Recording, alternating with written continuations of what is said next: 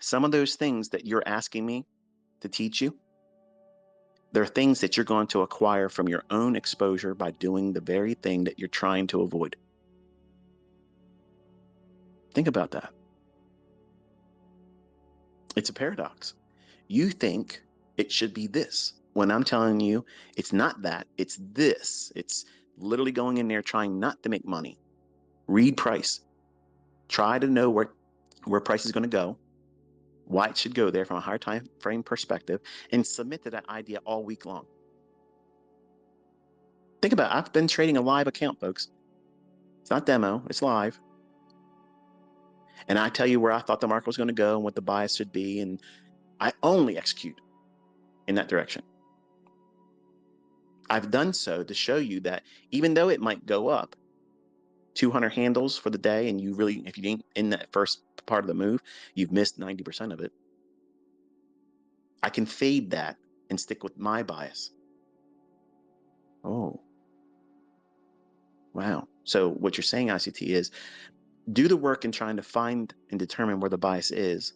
Stick to trading with that model. Accept the fact that if I'm wrong or you're wrong and you get stopped out, it's part of it. But you can still find profitable trades even in up close days going short. That might happen unplanned. You don't see it coming. And that's all part of your learning curve. But over time, what's going to happen is you will get yourself aligned with the larger, higher time frame order flow, weekly and daily and 4 hour. If you trade in that direction, where is the market likely to draw to next? Where's the liquidity? Where is the inefficiencies? If you think about price like that, from weekly, daily, 4 hour, do most of your work on those charts. Spend most of your time in those 3 time frames. If you filter out the trades in those directions for where the next imbalance is or liquidity, and then you use these 1 to 5 minute or less time frames within the 10 o'clock and 11 o'clock, 2 o'clock to 3 o'clock, or 3 o'clock to 4 o'clock, the respective AM session, PM session, and London session, your silver bullets are easy. They're easy, folks. You're wrestling with all this other shit. You're trying to bring everything in to a discussion. Like you can't form fit everything I've ever taught and pushing in every single fractal and price action. Every little portion of price movement, you're trying to take everything I've ever said about price and finding it in that one fractal. When it is what it should be is that you're taking a model, a run on liquidity, a displacement, a retracement back in to inefficiency with a lower level objective for sell side, while the 4 hour or the daily or the weekly, preferably all 3 are in agreement that there's something that's going to be reached for on the lower side. That, my friends, is a lead pipe cinch trade. That means you're going to walk in there like you're holding a lead pipe and you're going to bash this motherfucker upside its head and it's going to pay out. And you're going to be able to shake it down and you're going to go on your merry way. And you're not going to feel any pain. It's going to be a low resistance liquidity run. It's going to be quick. It's going to run right to your target. It's going to have very little drawdown. It's not going to fuck around. It's not going to meander around. It's not going to consolidate. It's going to go right to your shit and be done. That's the type of setup you're looking for once a week. That's the shit that gets you out of work. That's your fuck you money. That's the thing that changes the entire trajectory of your life. And nobody can do shit to piss in your cornflakes because you can tell them to go fuck themselves and there ain't nothing they can do, say, or anything to change it. Every week, every day, and it won't fucking stop. That's where I'm taking you. That's the direction I'm pointing to. That's what you're trying to do by learning all this stuff. Not, I want to trade the fucking Reaper. I want to trade the silver bullet on this. I want to trade the optimal trade entry on that. And I want to do this. And I want to what the fuck? I have all that stuff, yes. But every day when I sit down, I want to go in and find a specific setup. Now, if I see something that jumps off at the time, oh yeah, I'll take that. Why wouldn't I? If you walk down the street and you have $100 bill on the sidewalk, you're going to pick up? You're going to say, fuck that. I ain't picking that up. I'll let somebody else get that. That's trash. But I'm going out there on a specific day with the intention that my one specific model I want to wait for, I know it's going to be there. See, you don't know that.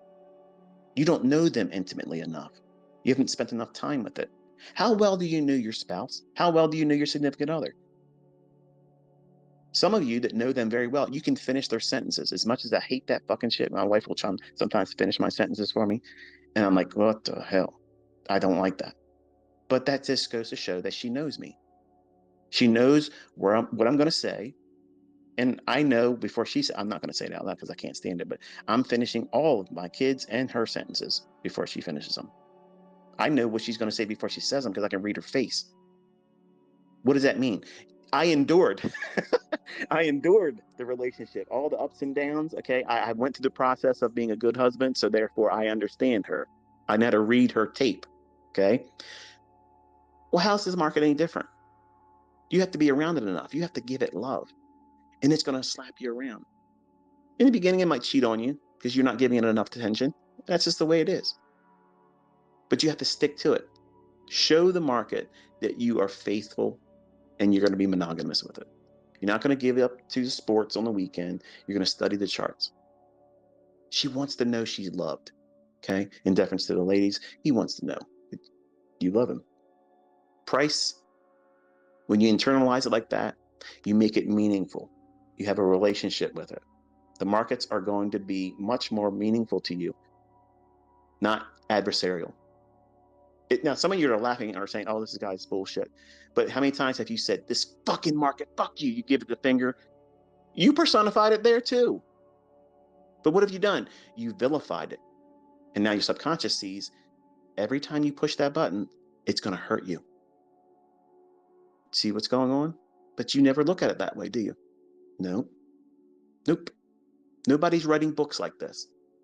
Nobody's sitting down and making YouTube videos about this because it sounds silly to the average person. To the lay audience, it sounds nonsensical. But we're human people. We're creatures that have emotion, and you have to wrestle these things.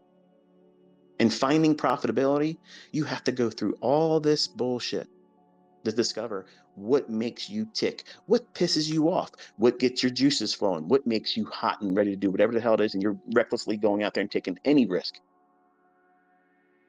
What happens if you find where you mess up and you learn to dial back your risk or don't trade at all? And you find where your model is perfect for you and you're comfortable accepting the higher level risk.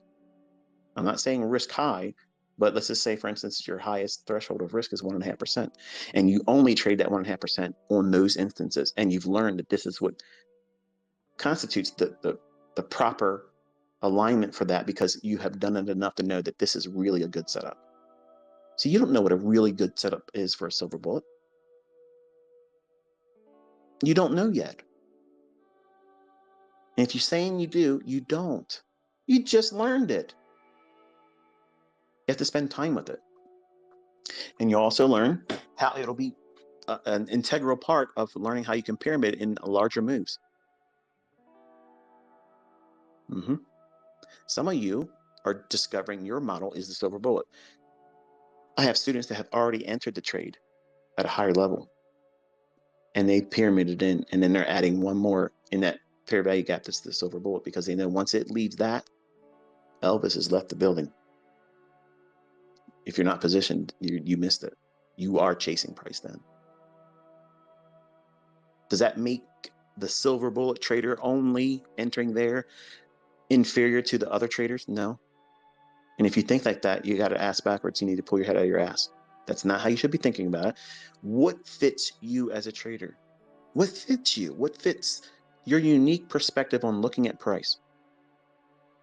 And in finding a way to turn that into a cookie cutter. In the market, in price action delivery every day is the dough. And you're just going to take your cookie cutter model, silver bullet, optimal trade entry, whatever, and you're going to press it in at the right time. And you're going to pull off, and it's going to look just like you want it to for you.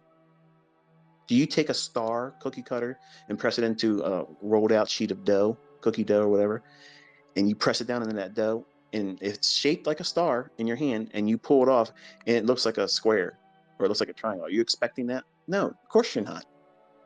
Your expectations are when you pull that cookie cutter off that dough, it's going to look like the star or very close to what the shape of that cookie cutter was.